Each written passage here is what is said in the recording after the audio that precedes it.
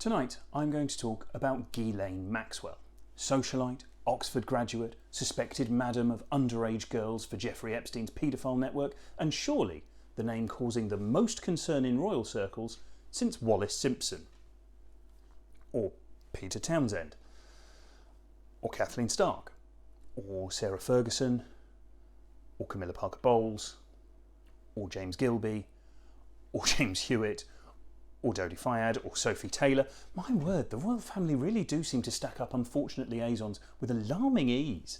No wonder the national matriarch is clinging to the crown with such determination. No, Philip, every single one of them is an unutterable fuckwit, so I shall reign until the final speck of warmth is drained from the universe. Now pass me another glass of poor person blood, for I must feed. Queen Elizabeth II, dark mistress of the night aside, why are we talking about Ghislaine Maxwell this evening rather than at any other point in the long set of proceedings that have involved her? Well, the short answer is because she's just been denied bail by a federal judge in the United States, but I think we can probably elaborate on that just a tiny bit. Let's start some way back with an explanation of Miss Maxwell's background, and that requires that I introduce you to her father, Robert Maxwell. Many of you will be too young to remember him, but he was also an international figure who lived largely in the public eye. Born an Orthodox Jew in 1923, he escaped the Nazi regime to join the Czechoslovakian army in exile during World War II, and he became a decorated veteran after serving as part of the British Army in the same conflict. Following the war, he took over a printing company called Butterworth Springer. He turned it into a powerhouse in the world of scientific journal and encyclopedia printing and called it Pergamon Press. For those of you who are too young to remember Maxwell, I should also clarify, an encyclopedia is like Wikipedia, but it's printed into a book. And to further clarify for you same group of young people, a book is when the words you see on your screen are written or printed onto sheets of physical paper and then bound together. You might best recognise them as those weird ornaments on the shelves in coffee shops. Between 1964 and 1970, he was the MP for Buckingham in the UK, and later in life he went on to own the Mirror Group newspaper publishers. Now, a newspaper is when the words you see on your screen are... it doesn't matter. I've forgotten what those are for too these days. What else should you know about him? I feel like there's something I've forgotten to say, some pertinent thing. Oh yes, that's it. He was accused of being a spy for Mossad, the Israeli intelligence service. He was declared by the Foreign Office to be a thoroughly bad character and almost certainly financed by Russia. He stole hundreds of millions of pounds from the Mirror Group pension fund, and then he died in suspicious circumstances during the fallout from said theft aboard his yacht, the Lady Ghislaine, in 1991. Following his death, he was buried in Israel in a ceremony that was attended by no fewer than 6 serving or former senior members of Israeli intelligence, then Israeli President Chaim Herzog, and then Israeli Prime Minister Yitzhak Shamir, who said in eulogy of Maxwell that he has done for Israel more than can today here be said, which isn't suspicious in the slightest. His death also caused the banks to call in all of the debt owed by his various businesses, an amount exceeding $760 million according to some estimates, and this caused 2 of his sons to have to declare bankruptcy, as well as later defend themselves in court on counts of conspiracy to defraud, although both were acquitted. It's the kind of thing I think we can all relate to. I'm sure that everyone has a spy for a father who steals millions and then dies in a strange circumstance on a boat named after his own daughter. Simple, understandable, everyday occurrence. This then is a family with some issues. By many accounts from those who visited the family home, Robert Maxwell used to pit his children against each other in a battle of knowledge on politics and history, amongst other things. Over meals, he could be found treating the dinner table as some sort of intellectual colosseum over which he presided, imperious and imperial, using his affection rather than the threat of death as a prize. So right from the word go, we are not talking about Mufasa level parenting. Maybe at best a George Darling grade dad, but if we're honest, pretty much straight up Mother Gothel. After the collapse of the family empire due to the criminal undertakings of her father, Ghislaine Maxwell fled to New York, where she intended to start a new life.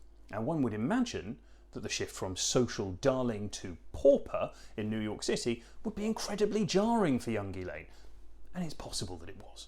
However, that was probably eased somewhat by her still having a salary paid to her by a trust fund to the tune of £80,000 a year for simply existing, or in today's money, $190,779 tax-free. Now look, I know that is a big change from being the kind of person whose father sends a car full of Filipino servants to her accommodation to clean up on her behalf, lay the table and put dinner on for the party she was hosting with university friends, but I think we can hold off on describing it as a riches to rags tale. At the very worst, she probably downgraded from Gucci to Ralph Lauren, and whilst I personally don't like nor look good in the pastel-shaded fashion of the polo-playing overbite class, I would pull up quite a long way short of describing it as rags. As it was, her finances were still sufficient for her to start creating a social circle consisting of only the super rich and the elite of New York City socialites.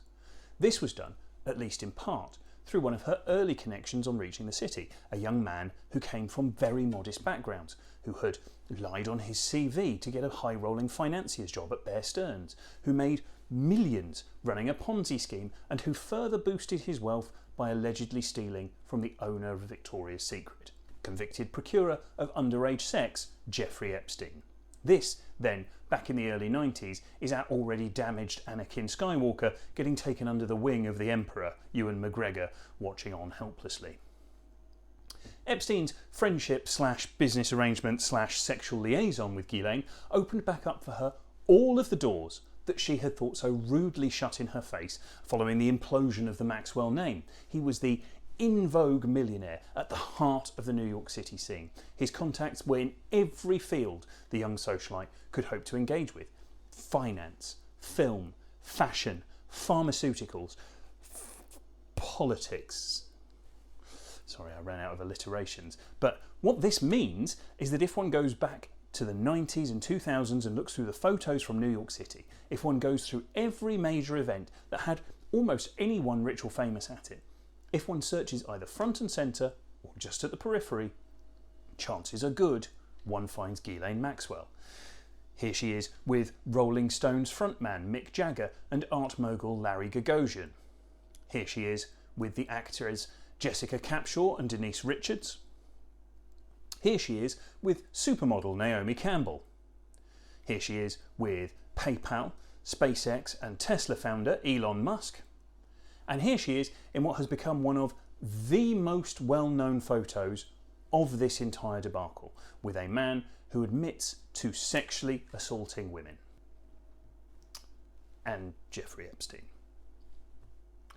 That is just a small cross-section to highlight the point I'm making, but honestly, she appears with pretty much any high-powered person you could care to name at some stage. In a celebrity-based edition of popular children's game Guess Who, the question, did they hang out with Ghislaine Maxwell, would be obnoxiously unfair. Now, before I go any further, I want to be utterly serious for just one moment to highlight a thing that is often overlooked when it comes to anything in the conversation about Jeffrey Epstein, and it's something which I alluded to in passing earlier on. Although he later supposedly hanged himself in prison whilst awaiting trial on paedophilia charges, he was actually never convicted of paedophilia. Yes, the circumstances of his death are bizarre, and it sets off a conspiracy theory that one can easily see the merit in. But the fact remains, he was never convicted on that charge. That said, there are multiple lawsuits against him from young women accusing him of sexual assault and grooming, which he settled out of court. Now, settling out of court is not proof in and of itself, but it sure is considered pretty damning when it's done in favour of the alleged victim so many times, as was the case in all of these circumstances. Also, most significantly, he was successfully convicted of soliciting sex from minors in 2008, and as a result of that conviction he remained on the New York State Sex Offenders Register as a Level 3 sex offender. That is the highest possible level of offender. It is applied to an individual for the duration of the remainder of their life, and it is classified by the New York State as a person who is considered at high risk of a repeat offence. That is not a hypothetical. That is not one thing that can be ignored. It categorically is the only thing that can be taken at the time of recording, not as interpretation. Nor does it require, as is right and proper, that we continue to assume that a person charged with a crime is innocent until proven guilty. Epstein was, without question, convicted of a sexual offence. He pled guilty to the charge, and he was considered by the courts to be a major threat to do it again. So what? How is that at all relevant to a woman with whom he potentially just associated closely? What has the indisputable fact that Jeffrey Epstein targeted young women for sex got to do with our British socialite? Well, in December of 2014, a sworn affidavit was submitted to a Florida court on behalf of this woman, Virginia Roberts Giuffre. In that affidavit is the sworn statement that at the age of 17 she was trafficked for sex by not just Jeffrey Epstein but also Ghislaine Maxwell. She claimed to have been used for sex by both Epstein and Maxwell themselves, as well as offered out by them for sex with a number of their high-profile friends. This list included, amongst others, retired Harvard law professor Alan Dershowitz, who had previously acted as part of Epstein's legal team in 2006 federal case against him for, guess what, sexual abuse of minors, and also included the British prince most likely to win a Toad Air Marshal look-alike contest, Andrew Duke of York. How did this sworn affidavit work out? Well, Epstein did the totally non-suspicious thing and settled, yet again, out of court in favour of Virginia Roberts Giuffre for an undisclosed amount. No great surprises there. Prince Andrew, seen here with a young Virginia Roberts Giuffre, denied it categorically and then proceeded to give an interview to the BBC that can, if one is feeling insanely generous, best be described as an utter car crash. Here's the best bit. July of this year, Epstein was arrested on charges of sex trafficking and abusing dozens of underage girls. One of Epstein's accusers, Virginia Roberts, has made allegations against you. She was very specific about that night. She described dancing with you and you profusely sweating, and that she went on to have possibly... There's a slight problem with the sweating because I have a peculiar medical condition, which is that I don't sweat, or I didn't sweat at the time, and that was... Oh, actually, yes. I didn't sweat at the time because I had suffered what I would describe as an overdose of adrenaline in the Falklands War when I was shot at, and I simply... It was almost impossible for me to sweat. That is just pitifully weak. You can understand on seeing that why only 6% of Britons polled believed any of his account of the situation, claiming he doesn't sweat, so she must be lying. That seems pretty unlikely. Here, remember that kid from school who didn't sweat? No? Me neither. It is incredibly rare. One can only assume that Elizabeth the Immortal immediately put a giant fluffy sweater on his Christmas list. No, dear, I got it for you because you look cold. Everyone else here is sat toasty by the fire, but you seem to be lurking out near the window. Not worried you'll start sweating, are you? Alan Dershowitz, in contrast, did the only thing possible for someone who's determined to prove their innocence. He filed a countersuit against Giuffre for defamation, which remains unresolved at time of recording. In a move that might be considered just the tiniest bit extra, however, he also took it upon himself to write a book entitled Guilt by Accusation, The Challenge of Proving Innocence in the Age of #MeToo. The book is written as a literal roadmap of his defence and the circumstances surrounding it. And this is a problem, because the quotes that are then put on the cover to help sell the book have not aged terribly well.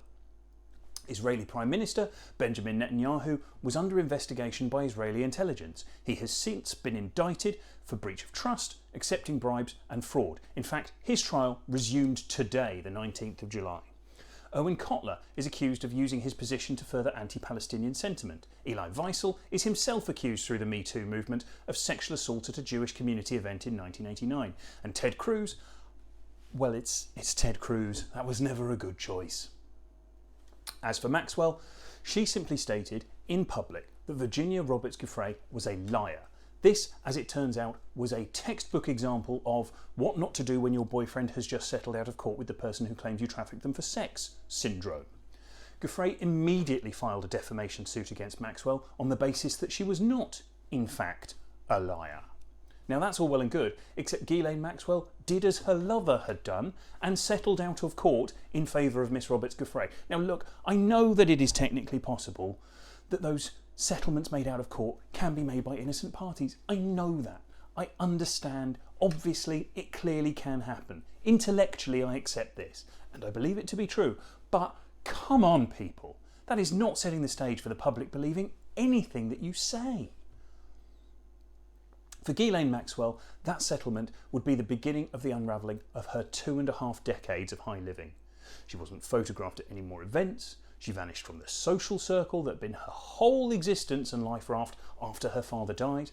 Her lawyers claimed they didn't even know where she was.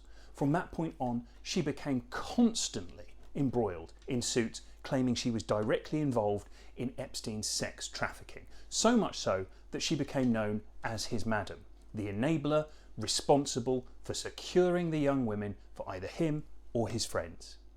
2017, Sarah Ransome versus Epstein and Maxwell.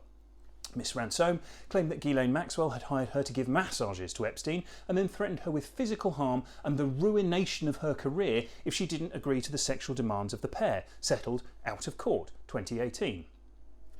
2019, affidavit by Maria Farmer, claiming that she and her then 15-year-old sister had been assaulted by Epstein and Maxwell in 1996, again stating that Maxwell threatened her and her career if she came forward.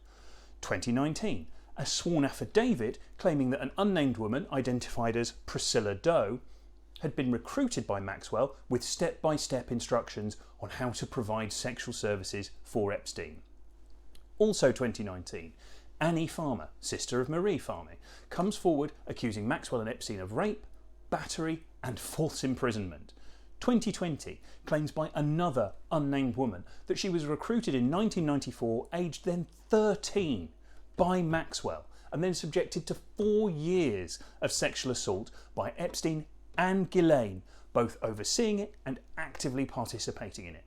Now this is by no means a complete list, but it starts to give you just an inkling of the scope of what Ghislaine Maxwell is being accused of participating in. Throughout all of these claims, she continued to try and set a new hide-and-seek world record, remaining hidden from the public scene completely. According to media, she was totally untraceable. Good thing then that the FBI aren't as easily thrown off the scent as, amusingly, Fox News.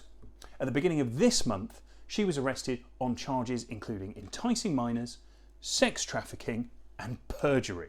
Now I don't know about you, but I love the fact that they included the perjury charge.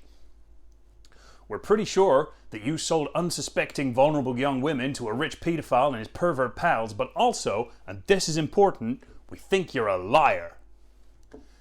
As we said at the top of the show, this week she has been denied bail. The judge claimed that due to her completely opaque finances, her skill at living in hiding, and the fact that France, a nation she holds a passport for, is a non-extradition country, she was considered an extremely high flight risk. Instead, she's to be held in custody for the next 12 months until her trial begins in July of 2021. And interestingly, the judge didn't feel that she was at risk of waking up dead in a US jail cell, the fate that befell her partner, Jeffrey Epstein. Assuming she makes it to trial, her accusers are pretty adamant that she's going to crack. How do you think Prince Andrew is feeling right now? Oh, Prince Andrew should be panicking at the moment because Ghislaine doesn't really care about anyone else but Ghislaine. A very loud British woman screaming, "Why is this happening? How is this happening? How could this happen?" And just crying her eyes out. This day to me has been like one of the best days of my life. I have not stopped smiling and crying happy tears. And I'm just, I'm elated to know that she's where she belongs. I really hope she comes forward and says, A, B, C, D, E was involved. This is how it ran. You know, just help us victims get some accountability. There were so many women in Epstein's orbit that participated, procured, and benefited from Epstein's sickness. Jeffrey was dirty. He was sick. He was a pedophile. He's gone. Ghislaine, she is the wicked one. And these women with her, they deserve the same punishment. Exactly right. It's really not just Ghislaine Maxwell who goes on trial next year. The same expectations rest on her trial as did on the Epstein trial prior to his death, that it has potential to finally reveal a ring of sex offenders throughout every part of society's most influential figures, hiding in plain sight like paedophilic Sith Lords. Sadly, it seems there are more than just the two of them. Until next week, good night.